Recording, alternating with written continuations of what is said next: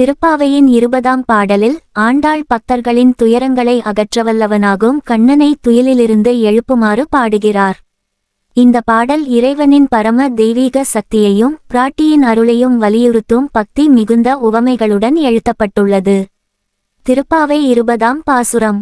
33 அமரர்க்கு முன் சென்று கப்பம் தவிர்க்கும் கலியே துயிலெழாய் செப்பமுடையாய் திரளுடையாய் செற்றார்க்கு வெப்பம் கொடுக்கும் விமலா துயிலெழாய் செப்பன்ன மென்முலைச் செவ்வாய் சிறுமருங்குல் நப்பின்னை நங்காய் திருவே துயிலெழாய் உக்கமும் தட்டொளியும் தந்துன் மணாளனை இப்போதே எம்மை நீராட்டலோர் எம்பாவாய். பாடலின் மேற்பொருள். 33 அமரர்க்கு முன் சென்று கப்பம் தவிர்க்கும் கலியே துயிலெழாய். 33 என்றால் நவகிரகங்கள், ஏகோதிருத்திரர்கள், துவாதச ஆதித்யர்கள் மற்றும் அஸ்வினி தேவதைகள் ஆகிய 33 தேவர்கள் குறிக்கப்படுகின்றனர். அவர்கள் வாழ்க்கையில் நேரிடும் துன்பங்களையும் சங்கடங்களையும் நீக்க இறைவன் எப்போதும் முன்போக்காக செயல்படுகிறான். கலியே என்றால் கலியுகத்தில் பக்தர்களின் துயரங்கள் அனைத்தையும் தீர்க்கவல்லவனே என்று அழைக்கிறார். பக்தர்கள் எந்த நிலைமையிலிருந்தாலும் அவர்களது பிரார்த்தனைகளுக்கு உடனடியாக நிவாரணம் வழங்கும் கண்ணனை துயிலிலிருந்து எழுந்து வர அழைக்கிறார்கள். செப்பமுடையாய் திரளுடையாய் செற்றார்க்கு வெப்பம் கொடுக்கும் விமலா துயிலெழாய். செப்பமுடையாய் கண்ணன் மிகவும் நேர்மையானவனாக விளங்குகிறான். திரளுடையாய் அசுரர்களுடன் போரிட்டு உலகத்தை காப்பவரான அவரது திறமை குறிப்பிடப்படுகிறது. செற்றார்க்கு வெப்பம் கொடுக்கும் பகைவர்களுக்கு அவர் அச்சத்தை ஏற்படுத்துகிறான். அதே சமயம் பக்தர்களுக்கு பாதுகாப்பளிக்கிறான். விமலா தூயவனாக விளங்கும் கண்ணனை மறுமுறை அழைக்கிறார். இந்த வரிகளில் ஆண்டாள் கண்ணனின் தர்மம் மற்றும் வீரத்தை நமக்கு நினைவூட்டுகிறார். அவர் பகைவர்களிடம் வீரத்தையும் பக்தர்களிடம் கருணையையும் வெளிப்படுத்தும் தன்மையுடையவர்.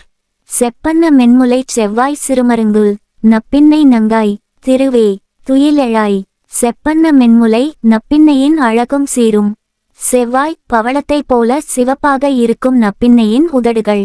சிறுமருங்குல் அழகிய இடை. இவைகள் அனைத்தும் நப்பின்னையின் அழகை மட்டும் குறிப்பிடுவதல்ல, அவர் கண்ணனின் அன்பு மனைவியாக திகழ்வதை அவரின் பரம தெய்வீகத்தன்மையையும் எடுத்துரைக்கின்றன. திருவே திருமகளாக விளங்கும் நப்பின்னையை பக்தர்கள் அழைக்கிறார்கள். நப்பின்னை பிராட்டியின் கருணை மட்டுமே கண்ணனை எழுப்பும் சக்தியாக உள்ளது. எனவே அவரை பக்தர்கள் முறையிடுகிறார்கள்.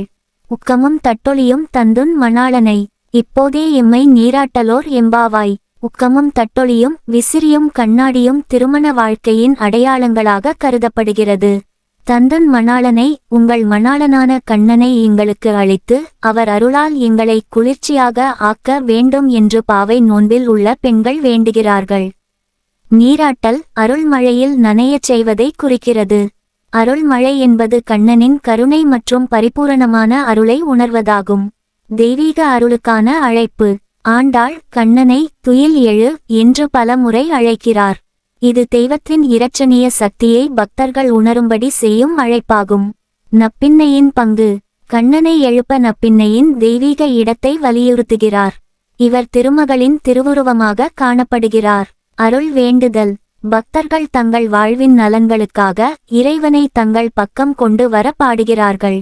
இந்த பாடல் நம்மை தெய்வத்தின் மேல் முழுமையான நம்பிக்கையுடன் வாழ்க்கையை முன்னெடுக்கச் செய்கிறது. கண்ணன் நேர்மையானவராகவும் பக்தர்களின் துணையாகவும் உள்ளதை இந்த பாடல் அழகாக விளக்குகிறது. நப்பின்னையின் தெய்வீக பரிவை உணர்த்துவதன் மூலம் பக்தர்கள் தங்கள் ஆசீர்வாதங்களுக்காக பிராட்டியை வழிபட வேண்டிய அவசியத்தை விளக்குகிறது. திருப்பாவையின் இந்த பாடல் பக்தர்களின் துயரங்களையும் அவர்கள் தெய்வத்தில் வைப்பது போல அதிர்ஷ்டத்தையும் நன்கு வெளிப்படுத்துகிறது. பக்தி, தெய்வீக அருள் மற்றும் இரட்சணிய உறவை மனதுக்கு நெருக்கமாக உணர்த்தும் பாடல் இது.